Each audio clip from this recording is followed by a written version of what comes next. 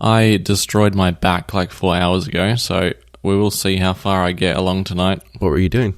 But I just picked up a pram, and, the same pram I've been picking up and putting down for 5 years, basically. And it just destroyed one side of my back. But so far, lying down has been as bad as sitting, so... Oh, man. You gotta lift with your legs, James. That must be it. It was not even a particularly heavy pram, so I don't know what I was doing. Just twisted your back just right. That's one of the worst parts about getting older are those mornings where you wake up and you realize that you've somehow slept wrong throughout the night and now your neck is going to hurt for the next 2 days as a result.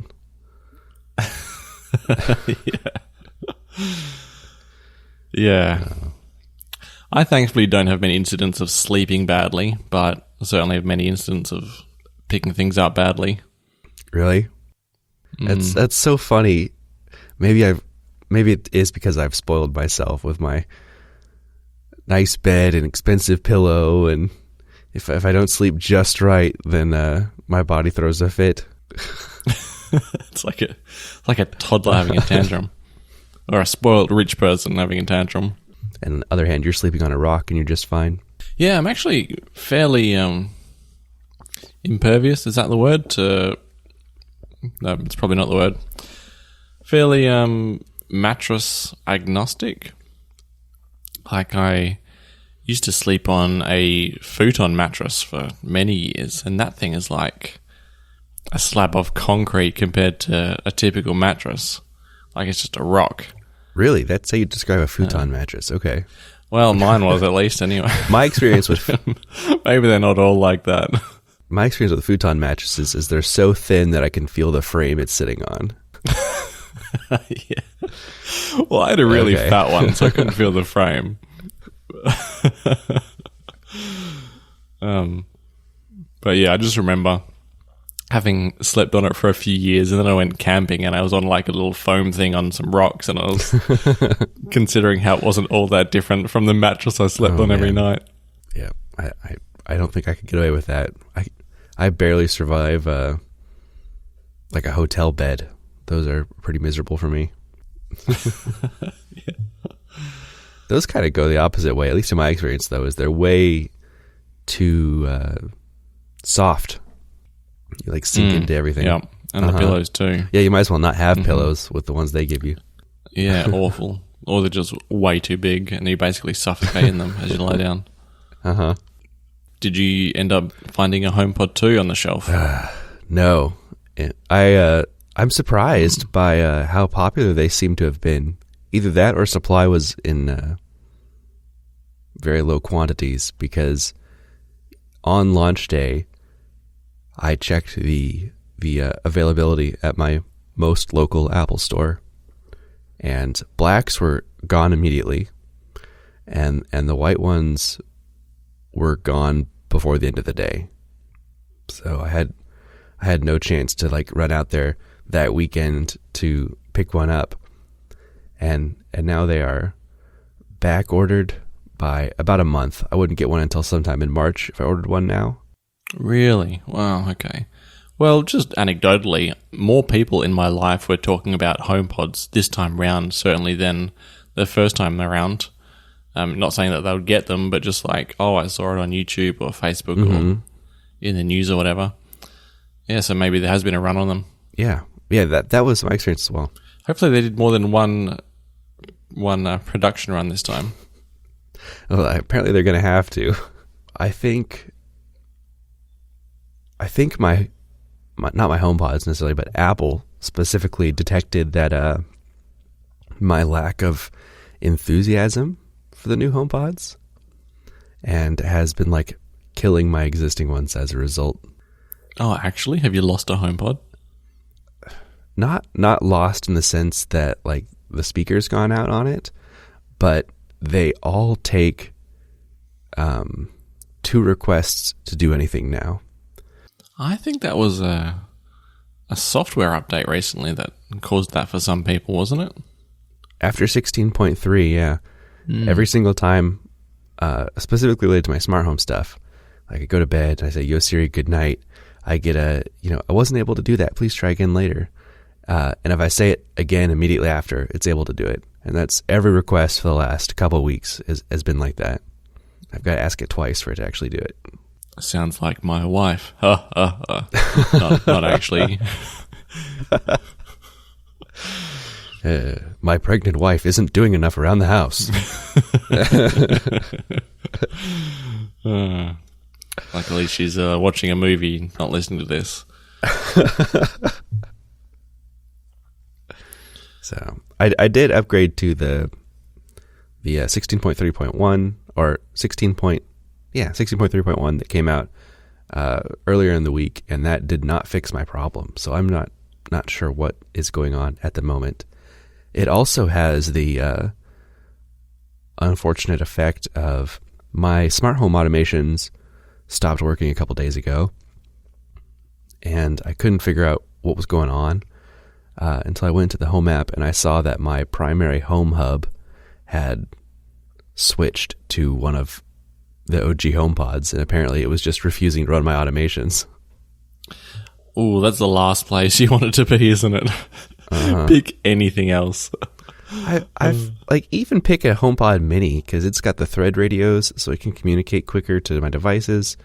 But there's no reason it should never move away from like one of my Apple TVs that are plugged, like wired into the network. Like that should always be the home hub. I don't understand why it ever switches.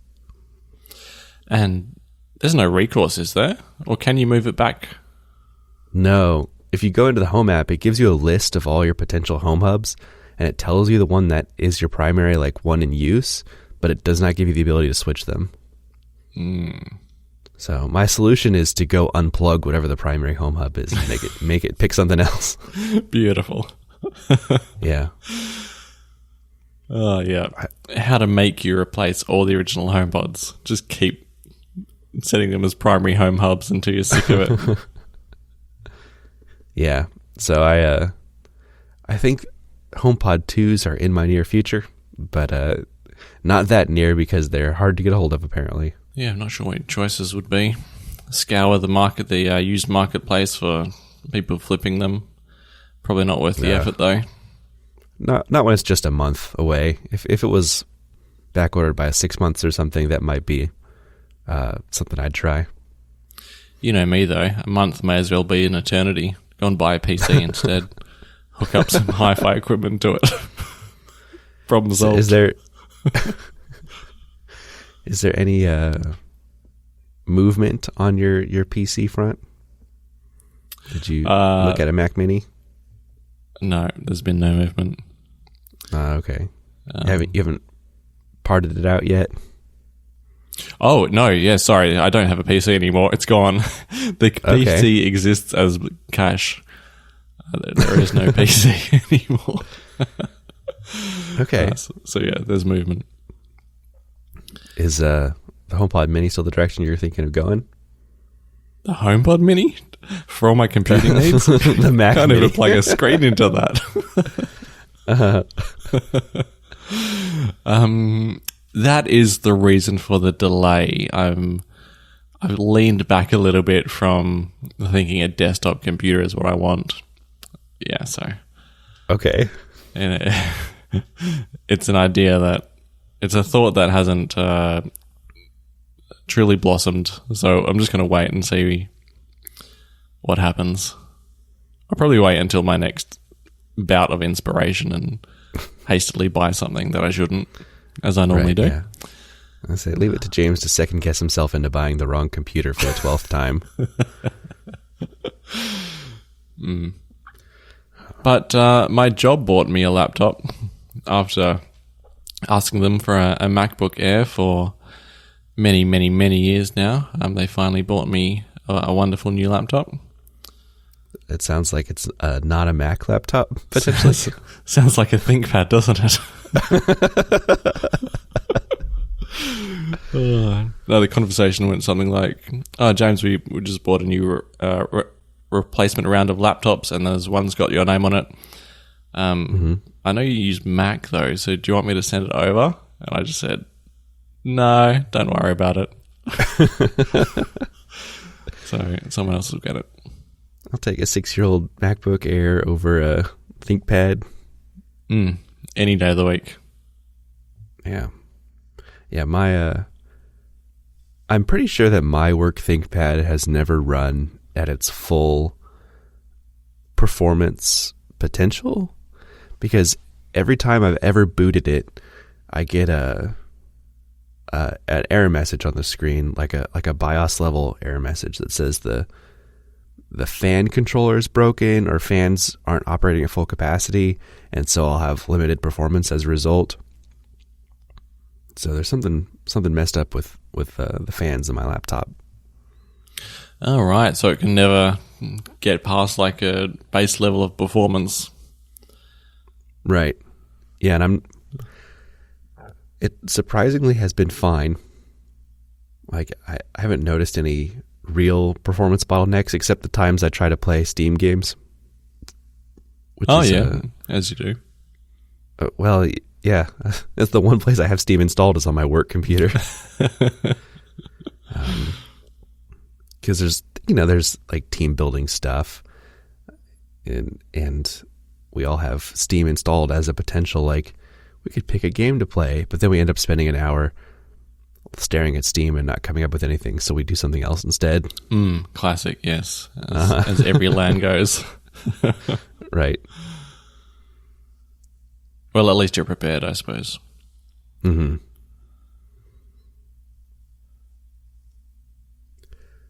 So I saved this question for when we were talking on the show here, but you asked me for my address out of nowhere in the middle of the week. I suppose if the answer is yeah, I suppose if the answer is it's a surprise, that's fine. But I was just curious what the motivation for that was. Well, it's not a surprise because I've already told you what I'm sending you. I guess you've just forgotten. Okay. I'm pretty sure I told you. Are you sending me Vegemite? Yes, Vegemite. Okay. And other Australian things. So, Vegemite, of course. Tim Tams. I've got Freddo Frogs, Caramello Koalas, a Pavlova mix, which is invented in Western Australia. It's like a meringue cake type thing. You'll have to make it yourself, though. Okay. Pods, which is just another chocolate thing. Actually, you can confirm for me. That's not in the US, is it? Pods? Like a little. No, I've never heard of pods. Okay, cool. I'll send that. I chucked in a handful of bluey magnets just to make up the 0.999 kilos that I'm sending over. Oh, man. Might get some use out of them. Wow. Well, thank you. That sounds much more interesting than like those Australian sampler packs on Amazon. I think about half of those things I was aware of already, or we have here, but I did not recognize any of the things you just listed out. That's good. So what would you recognize out of one of those Australian sampler packs?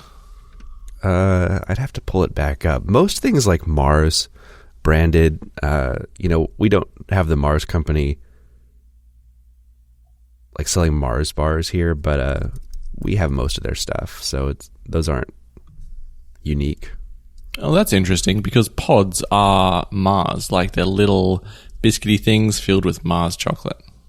Ah, okay. Well, that's an example of one of their things that I definitely don't have. It's been a couple weeks since we looked at that list together. I don't remember which other things were on there that were familiar to me at this point. Well, at least you'll have a box full of random things to try. So here's the question then. Mm. When I receive this box, should I save trying the things for the show? And you can have my live reaction to Vegemite. Well, I would say basically everything in there you can have twice because there are multiples of. So you could form like an initial opinion just by yourself, or like don't have too much pressure trying them on the show. But if you want to also eat them on the show afterwards, or as the first taste. You can do that as well. Okay. Well, we'll see how the timing works out then. If I get a package like the day after we record a show, I'll probably just try some, not wait 2 weeks. But yeah, okay. If it's close enough, I will save initial reactions for some things at least for the show, because I know how much everyone likes to hear me eat. You've got the mute switch. It's fine. That's true. I'm really hoping that everything doesn't turn up melted as well. I know I'm sending it into the Northern Hemisphere, so it should be fine on that stretch, but heading over to Sydney, I don't know. See how it goes. It'll probably taste the same, but the form factor might be less than appealing if it sits on a tarmac for an hour. At least I'll have the opportunity to refreeze before it gets to my house. Lovely.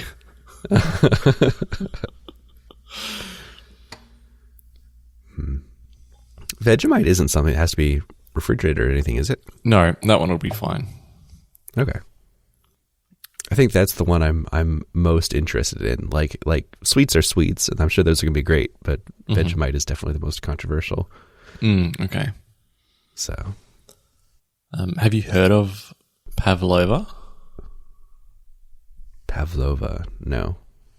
That'd be interesting then, because everyone in WA claims it's a West Australian invention. But if you do speak to New Zealand, they may claim it also is a Kiwi invention. A meringue-based dessert. Originating in either Australia or New Zealand. There we go. Okay. Yeah, but that's going to be like add water and put it in the oven and then top it with fruit sort of deal. So who knows how it turns out. I don't know what your ovens are like over there. I mean, it's a box that gets hot. How different can it be?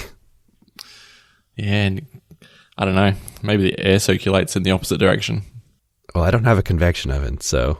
Oh, okay. I'm going to have to start putting some thought into what, like, an American sampler gift box would look like. It's going to be a little trickier for you because you've been here. You've probably had some of our things. Yeah, probably. I can definitely come up with a couple, like, very local Kansas City, like, barbecue kind of things I can send your way for sure. Just send me meat. I meant more like barbecue sauce. Okay. Probably wouldn't travel as well. Look, if you just filled up a box of peanut butter cups, I would be over the moon. Is that not something you have over there? No, not unless you go to like well, it used to be fairly isolated to like specialty candy shops or like international candy shops, lolly shops as we call them. But I do see peanut butter cups in more and more places. Okay. Wow. Yeah, those are a very popular candy here. All right. I'm starting to work on a list here so I don't forget things. Okay. So tell me, did system preferences ever finish what it was doing with the user profiles on the iMac? No. I deliberately did not restart my computer, so it's still sitting here open. It says users and groups preferences is removing a user account and home directory and can't be closed. It's 100% hung, isn't it? There's no way it's still doing stuff. For over a month, yeah. Definitely something going on. So I guess you're going to be reinstalling macOS then shortly after this show? I can't be bothered. I'm just going to hold the power button and slowly kill my computer. Just think about all the files that'll be left behind that you'll never find. There's nothing. Maybe there is. This computer only records the podcast, so as long as that audio file I can get into iCloud before I kill the computer, there's literally nothing else on the computer I care about. The computer cares about it, though. Right, yeah. Yeah, I'm going to destroy the operating system on my own. Speaking of things running really slowly, I've been having quite an adventure with my NAS in the last couple of weeks. I was able to get it fully set up and all of my data transferred onto the NAS, which is about 2 terabytes worth of stuff. Transferring all of that from old hard drives in a external caddy plugged into my Mac and then going over the network to my NAS. It took, I think, like 8 hours to transfer 2 terabytes of data that way. Wired network or wireless? Wired network. So it wasn't bad to do it that way. I think the bottleneck is probably well, first of all, hard drives in general are slow, but oh my goodness, yeah. The like SATA to USB connector going into my Mac, I'm not sure if I think it's USB 3, so that probably is okay. Anyway, I was able to do that. I got my backups of my NAS configured with Backblaze, and kind of like I had suspected in last episode, I had to go with their business tier storage instead of their, what is it, like $7 a month for unlimited personal backups. I have to pay per gigabyte, but it's like 0.005 of a cent per gigabyte. And somehow I did my math, I was off by like a decimal point. It does not cost $10 to $20 a month to store my data. It costs $1 to $2 a month. Oh, really? Yeah. So it's actually very affordable to back everything up with Backblaze. The problem I didn't anticipate was how long it was going to take to back up to Backblaze. At least the initial backup, where I had to send the 2 terabytes of data to Backblaze, I did not account for how slow standard home upload speeds are. And I've got averaging 5 to 7 megabits per second up. And megabits or bytes? Mega. Because that's a weird number bytes. To be bits. Megabytes per second. Okay. I think it's big B. Anyway, but at that transfer speed, it took like a week and a half to upload. But it did finally do it, and now it is just running diffs in the middle of the night once a night. And those are much smaller and only take a few hours to back up. So happens all overnight. Yeah, so I'm very happy just with everything. What's your version history with the Backblaze business backup? My version history. What do you mean? Like retention policy. Oh, I just set it to retain forever until the point that I noticed the bill's getting too high. Okay. Yeah. So I've got that initial 2 terabyte backup of just all the files, and then it's just going to run diffs against that forever until I decide it's too much data. But I don't think it's going to be for a very long time. Yeah, that's what I've done as well. So I'm just using the normal Backblaze app, consumer one, but with version history forever, which does bill by gigabyte. Just considering or expecting at some point the bill will become too large and I'll have to address it, but I'm not even sure what actions you can take at that point. If you can go back and delete your oldest backups or what the situation will be. Yeah, it's I don't know how their personal stuff works. I imagine it's a little more intuitive than their business stuff, because their business backups is it's just we have some S3 compatible data buckets, and you can upload data to that. So it's really entirely on my backup software on the Synology to manage what any of that means, because it's, as far as Backblaze is concerned, it's just a bucket full of data and it doesn't have any sense of what's what. Okay. Yeah, well, it doesn't sound like you generate too much data though, so yeah, you could be looking at a forever version history forever. Potentially. I playing with all of my backups and moving all of my personal data around, it's kind of times like that are kind of an opportunity to dig through old stuff, an excuse to look at like old family photos and things like that while you're moving them anyway. And it got me started on a big project that is taking up more data. But that is a topic. Oh yeah, topic. Yeah, yep, got it. Should we get into topics then? Yeah, let's do it. Good morning. Good morning.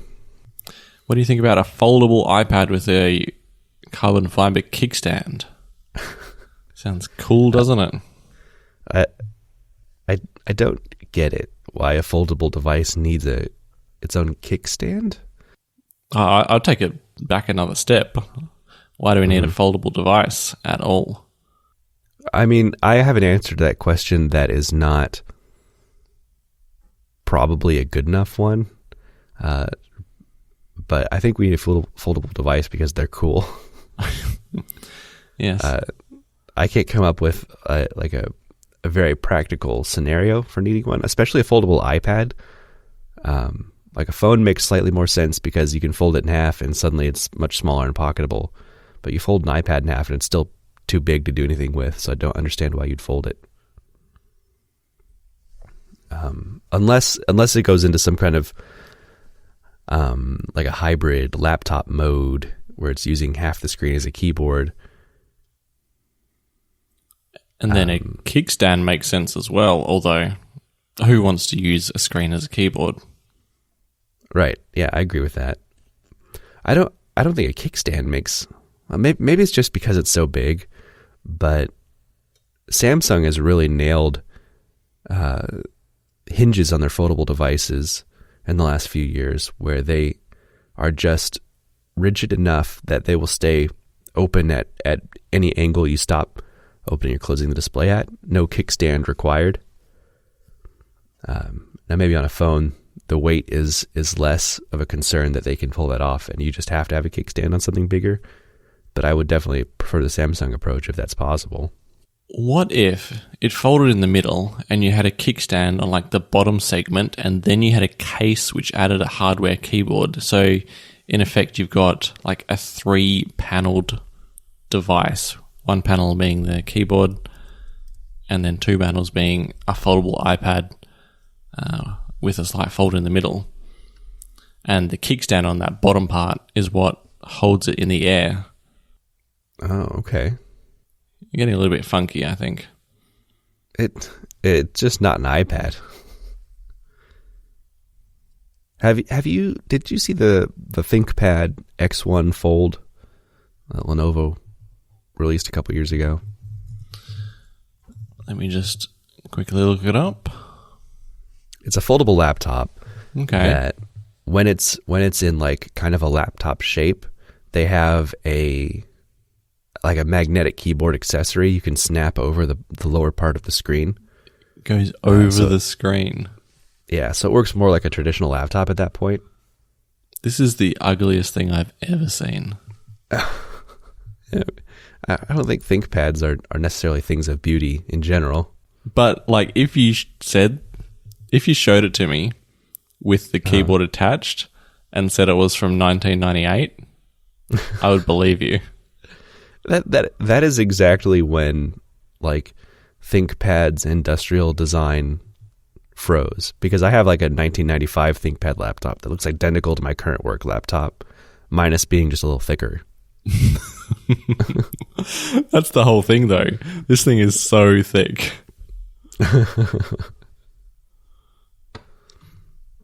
Yeah, but ugliness aside, I actually like that design quite a bit for foldable laptops.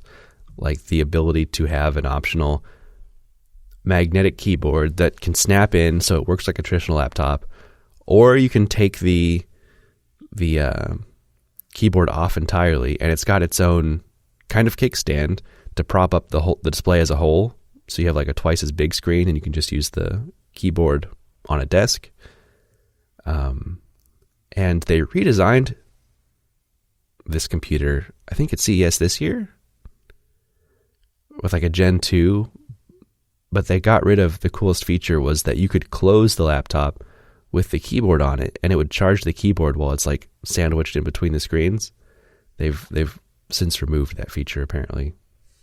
Seems like a solution in search of a problem, though. Is the only advantage of this that it becomes a tablet sometimes? Like, because, I mean, it's like the only thing that a normal laptop's not going to do that this can do. It becomes a tablet. It's a small laptop when you're maybe on the go, sitting on a plane or a train or something, and you need something smaller. But then if you're sitting down at a cafe, you can take the keyboard off and prop up the display, and suddenly it's twice as big of a screen that you have with you wherever you go. I think that's probably the main selling point in my mind, besides it just being a fun toy. But I agree with the whole idea of foldable technology in general is in search of a problem to solve. This rumor, by the way, was from Ming-Chi Kuo, and he was fairly certain that it is going to arrive next year. He was unusually confident about that. He doesn't usually speak so confidently. Yeah, but then shortly after, we had a few replies from other rumor mill type people. Who were they? We had Mark Gurman and Ross Young.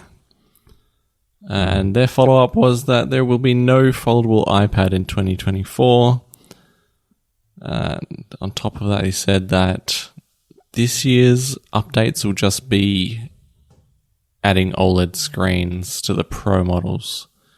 And I think that was the gist of it. I think I saw specifically the OLED updates were next year, and there was almost no iPad updates coming this year. Yes. Yep, okay. Which I think OLED screens would be very cool. I'm looking forward to that. Oh, yeah, absolutely. Yep. Yasmin is kind of the main user of the iPad Air M1 that I have in this house now. Mm-hmm. And one of the reasons that I kind of fell out of love of using it as a video watching device, because when you put it next to an OLED device, the screen just looks so average. I would, I'd prefer to watch something on a phone rather than an LCD iPad. I wonder how you'd feel about like the big iPad Pro's display, because it has the mini LED display in it. Yeah, I bet I'd love it. Yeah. That's the one thing I was disappointed I didn't get in my smaller iPad Pro at the end of last year. Same old boring LCD screen only. Just not good enough anymore. I think that's probably true, and I've just not been spoiled yet. I'm sure as soon as I get either a bigger iPad or one of the new MacBook Pros, I'll never want to go back. But I luckily have not spent enough time in front of those nicer displays to have been spoiled yet. Yep. Try and avoid it for as long as possible, just for the sake of your bank account.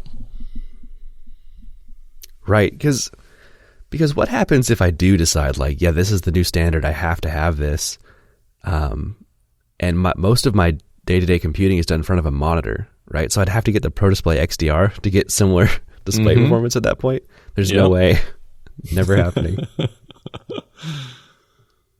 By the time I get a Pro Display XDR, it'll be like as part of my computer collection. Like, isn't this the funny $6,000 monitor Apple made? I finally have one in my collection because it's so ridiculous. Yeah. People can't give them away at that point. Right. Yeah. Everyone will be using like augmented just like glasses or neuro chips in their brains by that point. No one will want a physical display. Yeah. A flat panel? What is this? 2020? Uh-huh. Yeah. I just wanted to chuck out this very random thought about where this rumor comes from. Okay. Which is kind of related to something else, which has been in the news a little bit. Actually, did I put it in the topics as well? Yeah, okay. It is a topic. Let me just move these topics around. So the rumor was based on some carbon fiber supplier having some sort of dealings with Apple. Mm-hmm. And what came to my mind is that maybe the iPhone Ultra has something to do with carbon fiber. Because the iPhone Ultra's got to be like this special phone. Mm-hmm.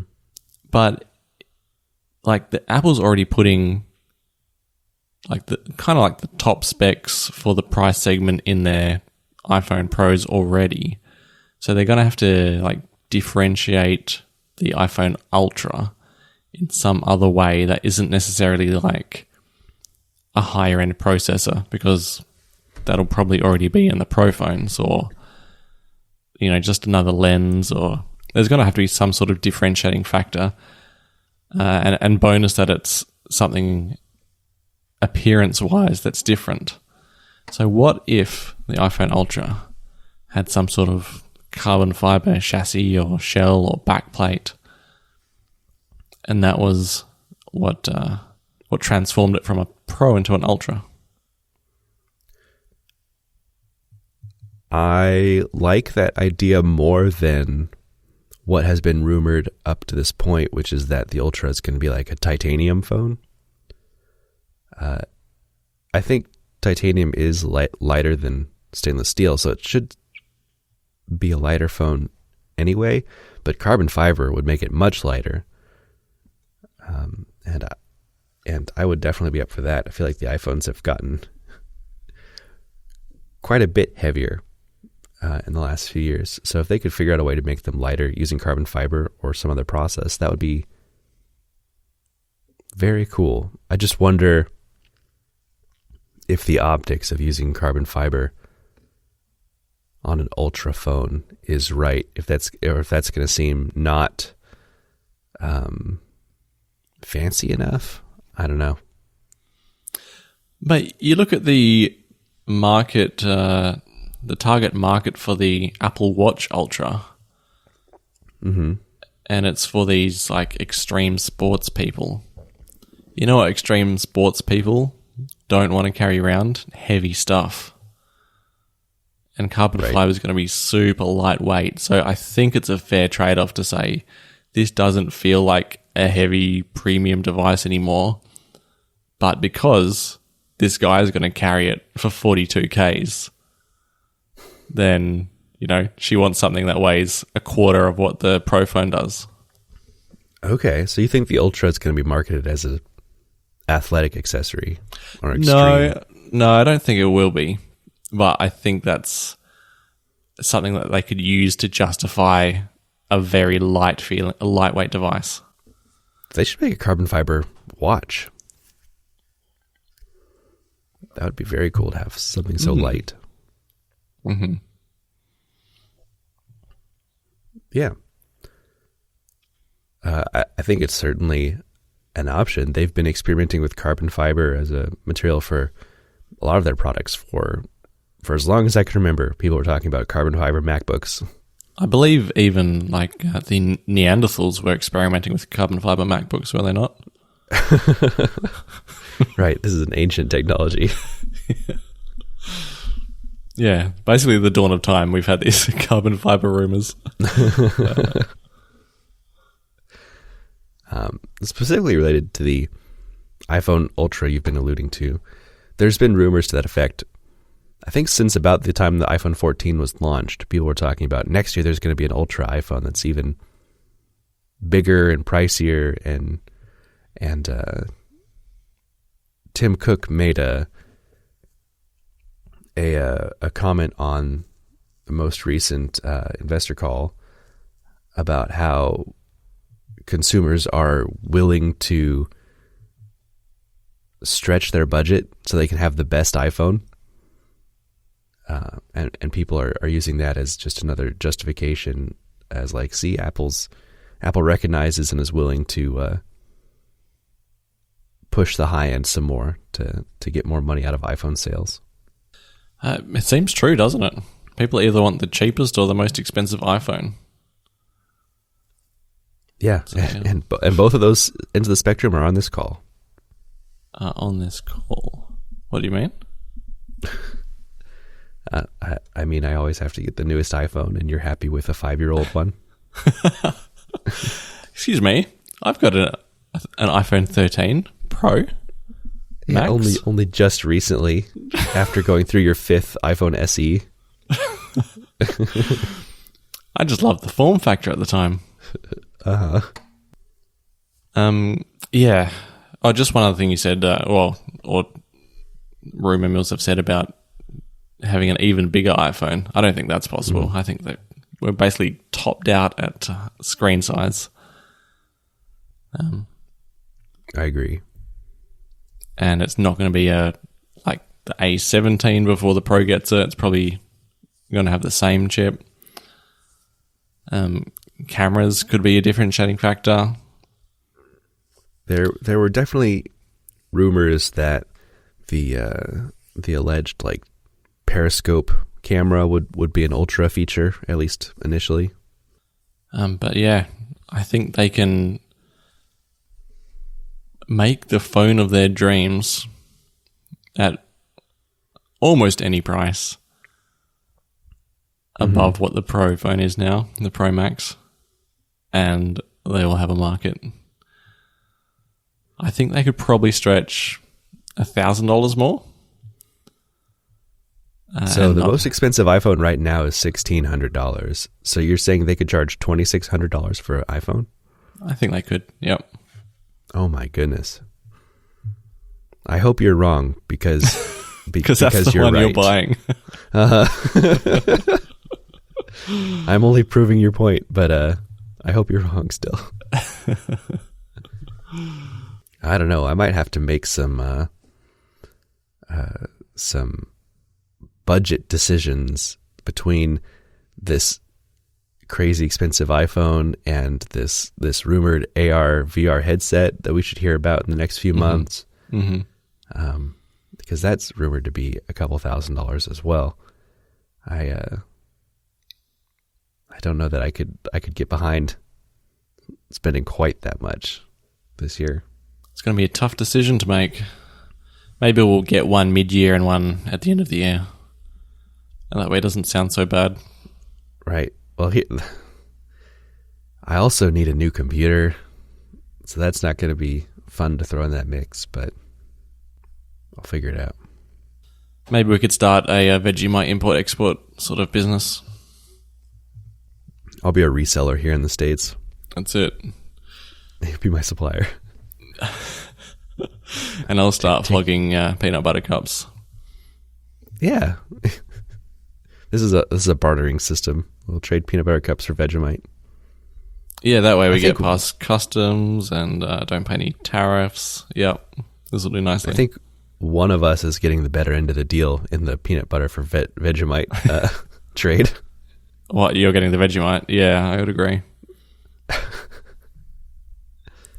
So, when this Vegemite arrives, what is the correct way that I should try it versus just like getting a spoonful and putting it in my mouth?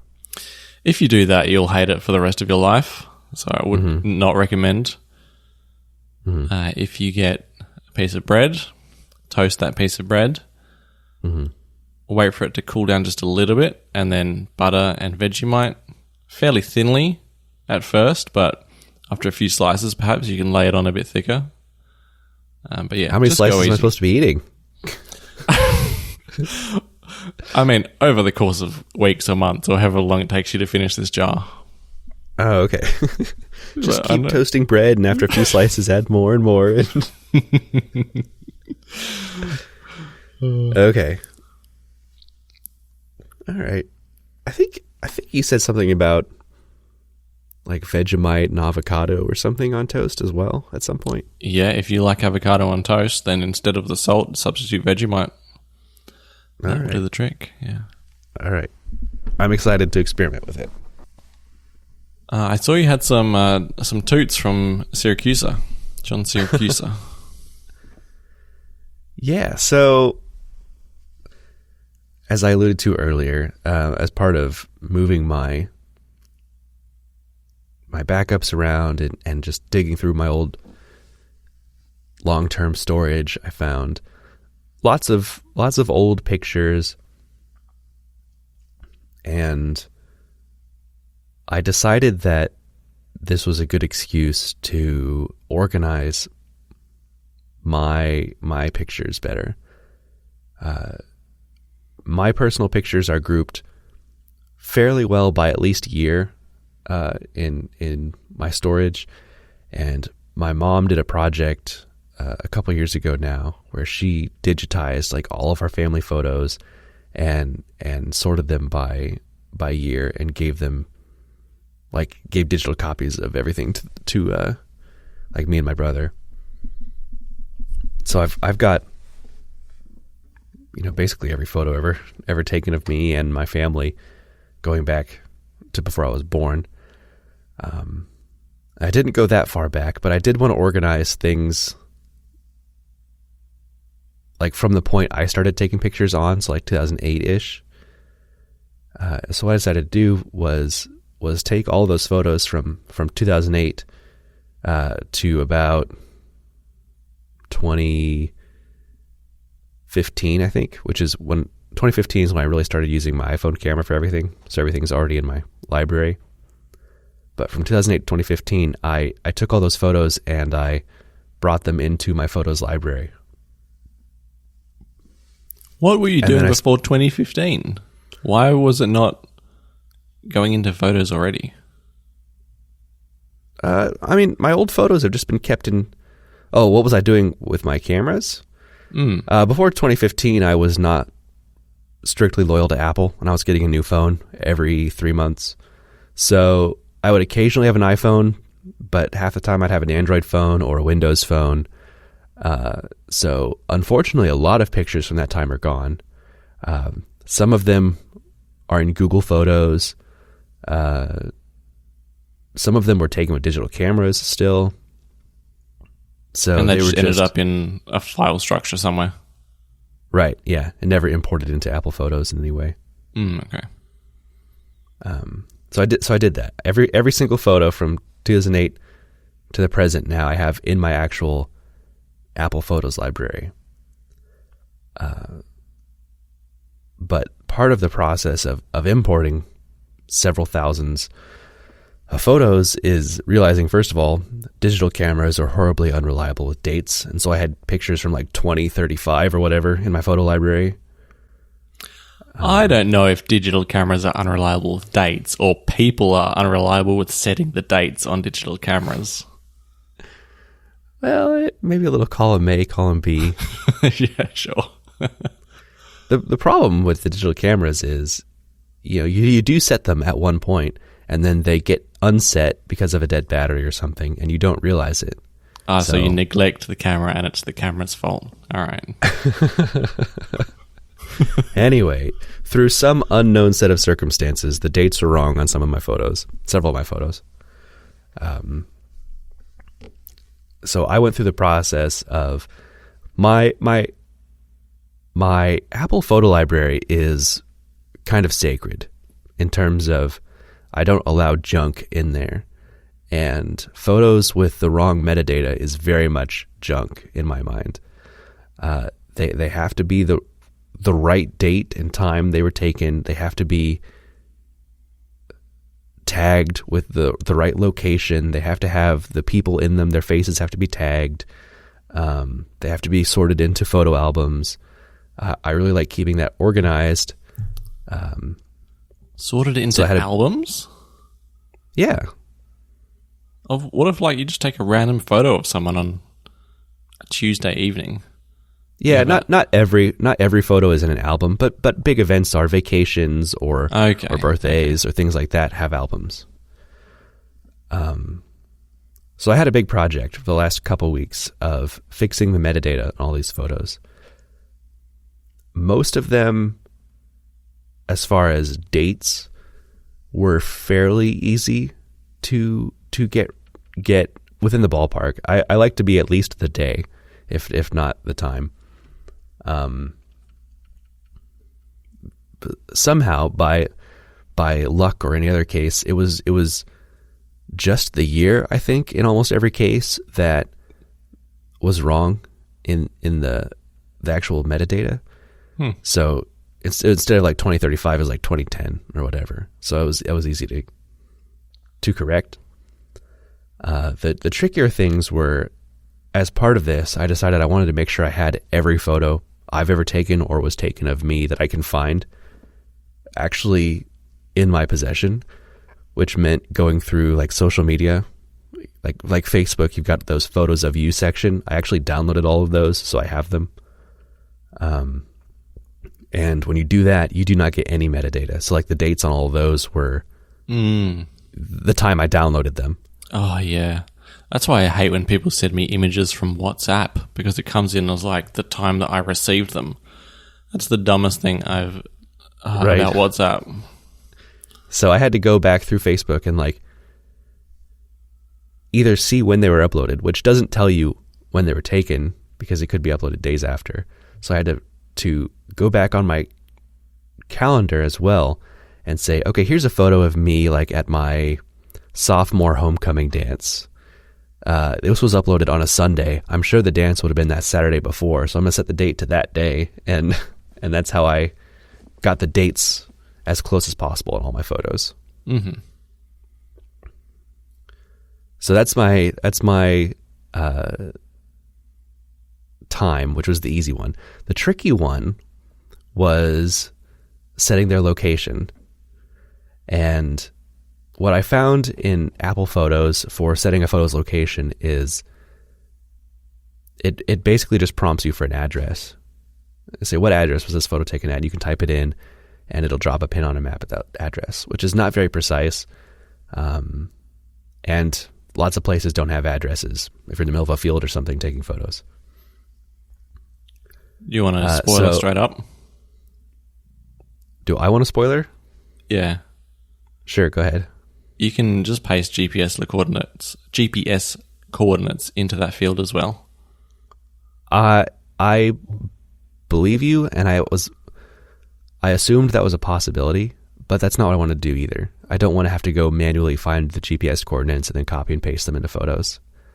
So I reached out to John Siracusa on Mastodon, because I know I've heard him speak in the past about he has a similar level of like OCD in the regard of wanting his photos to have the right location.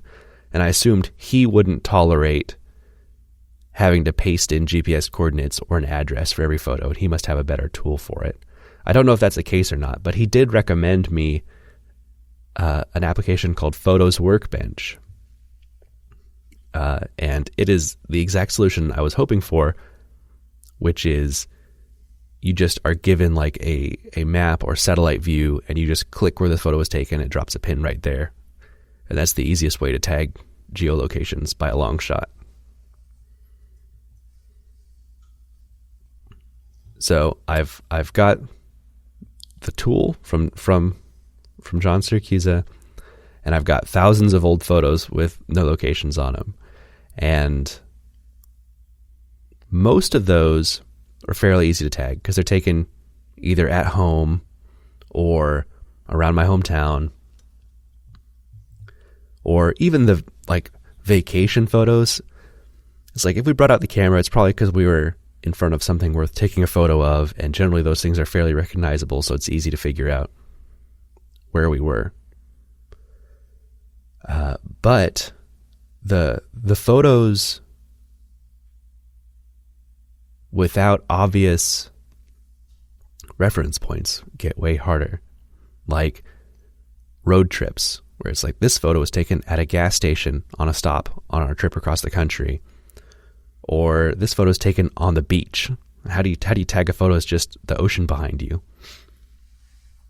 So I spent every night for the last week and a half meticulously going up and down Google Street View tagging these photos.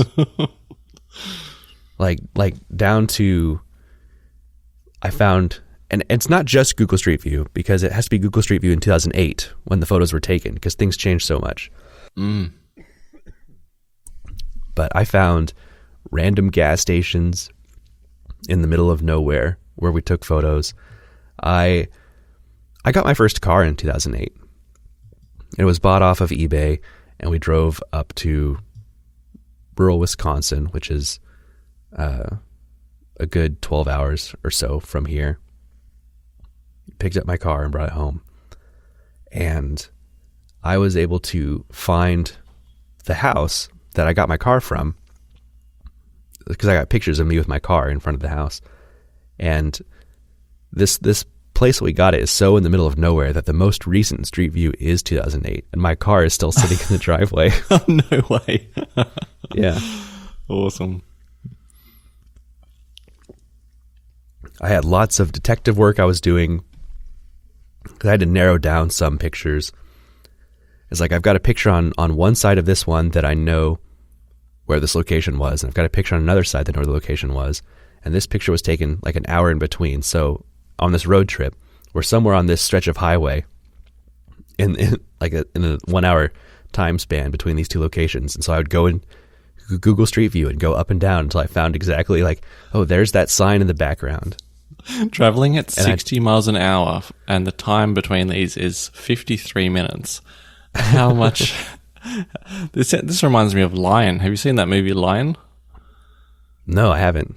Oh, it's about this boy in India. So when he is like 4 years old, he falls asleep on a train, and then wakes up like on the other side of India, and like doesn't even speak the language or something, and then eventually gets put in an orphanage, adopted by Australian parents, moves to Melbourne, grows up in Australia, and then uses Google Maps and Earth, I think, over the course of months and months to work out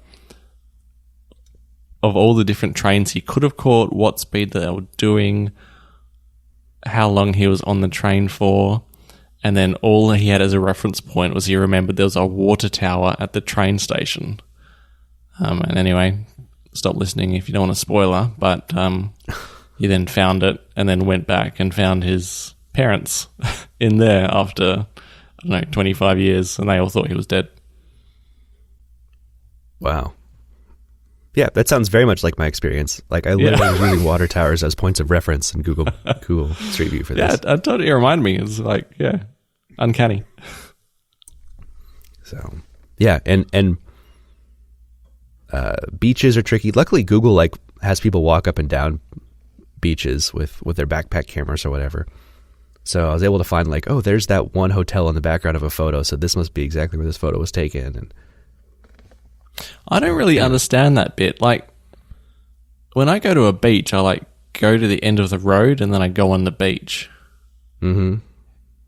But like, I don't really like travel along the beach for any meaningful distance.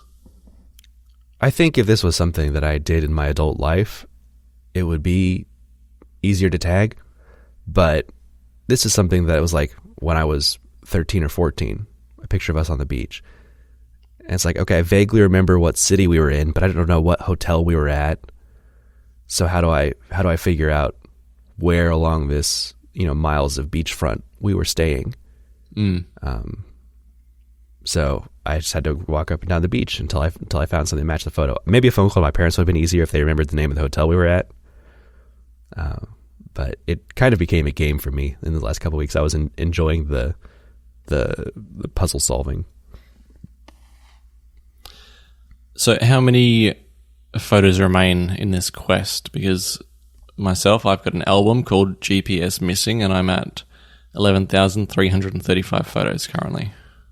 Oh my goodness. Okay. No, I've got like maybe a couple dozen left. Oh, nice. So envious.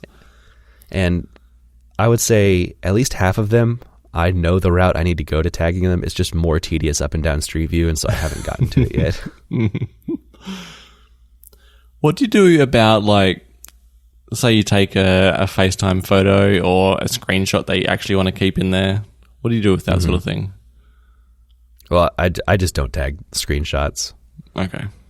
Unless there's a few things in my photos that are tagged as screenshots that really aren't. Because there's like at one of the schools the kids went to years ago, they had an app for sharing photos of the kids to parents throughout the day, which is really cool.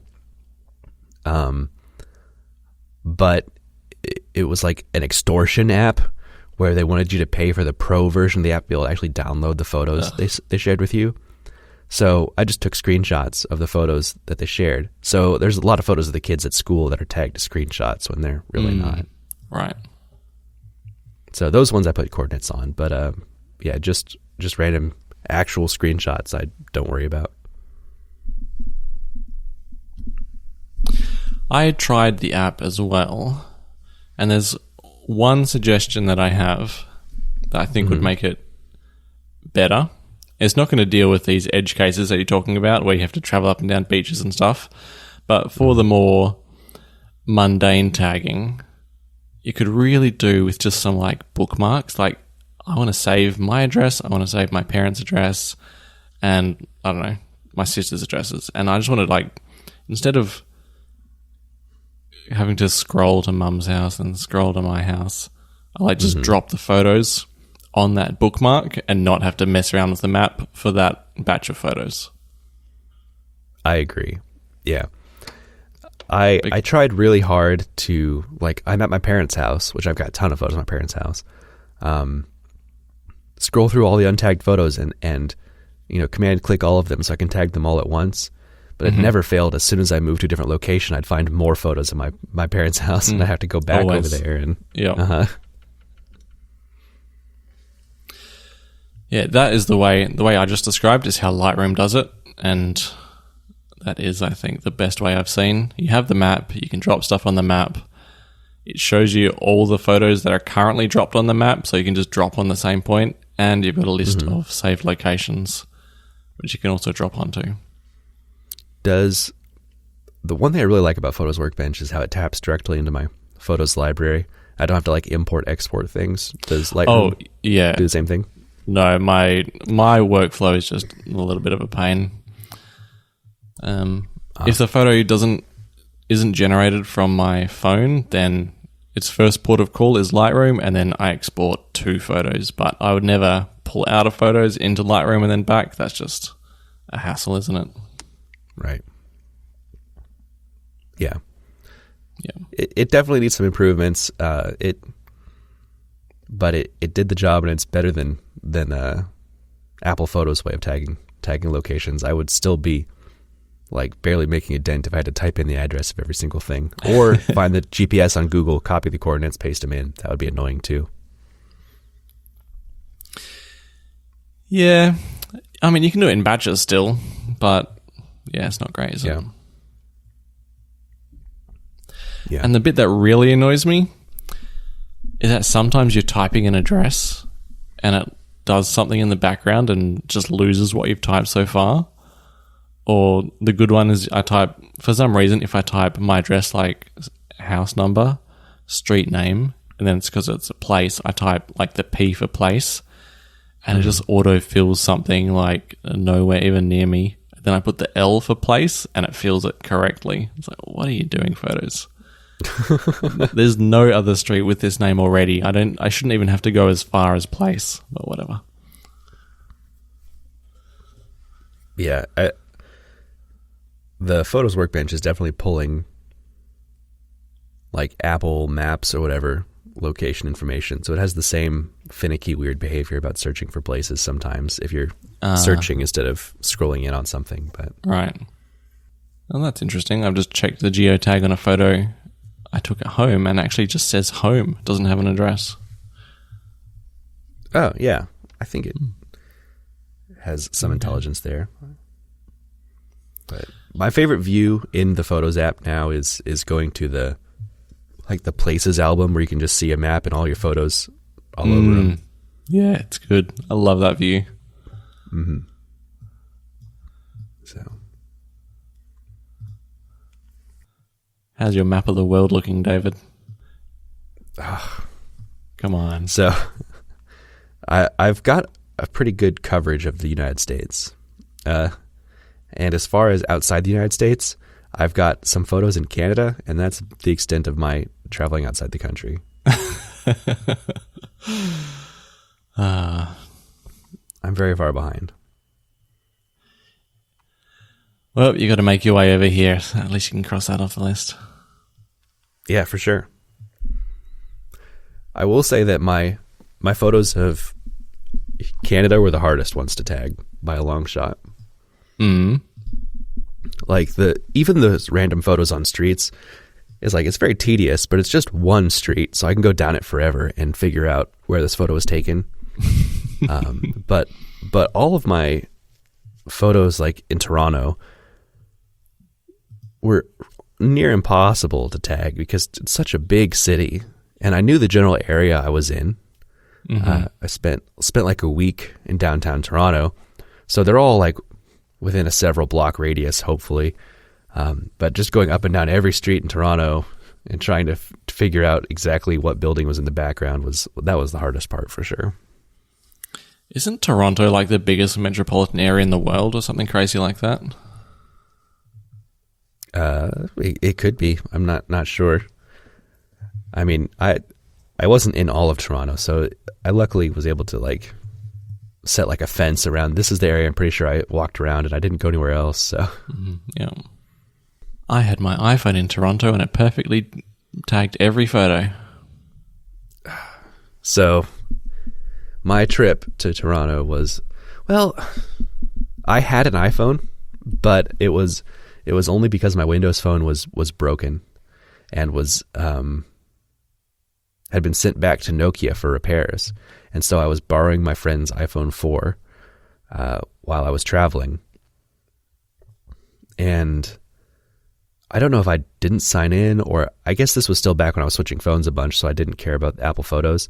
But basically all the photos I took during that time are lost to time, and the only ones I was able to recover were the ones that were like uploaded to social media somewhere. Right. An impressive effort though, overall. I've told a few people about my projects over the week, and everyone's just called me boring. And I was like, man, I don't get it. It's like a game. It's been the most fun I've had for a while.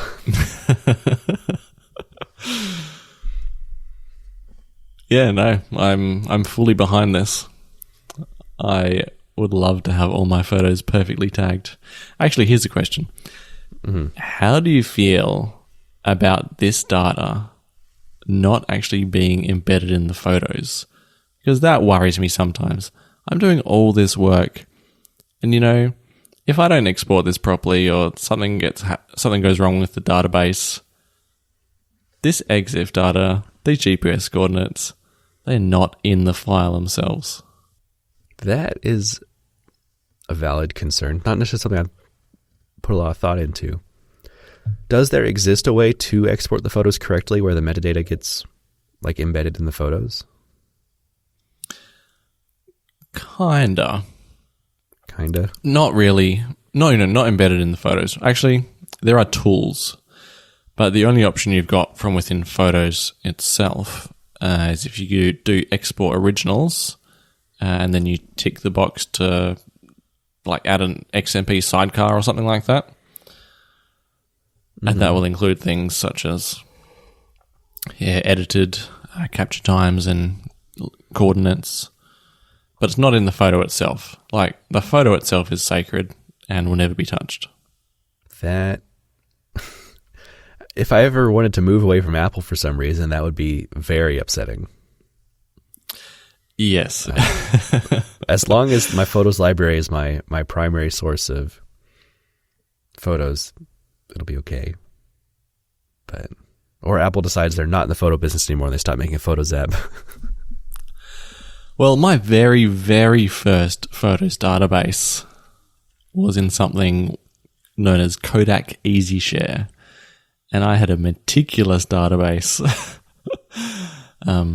But as we all know, Kodak EasyShare went the way of the dodo.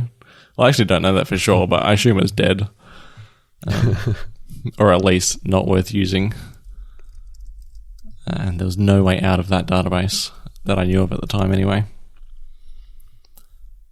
So I do occasionally worry if that's going to happen with Apple Photos, but it's got to be a long way off in the future, if at all.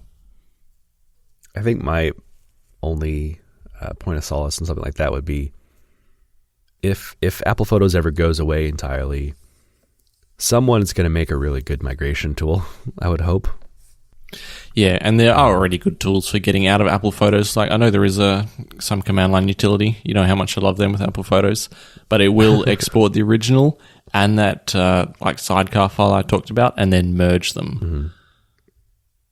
So that sort of stuff is already existing in one way or another in some capacity. So if Apple Photos ever looks like it's not going to be the solution for the majority of people, that'll probably step up in an even bigger way. Right. So one issue that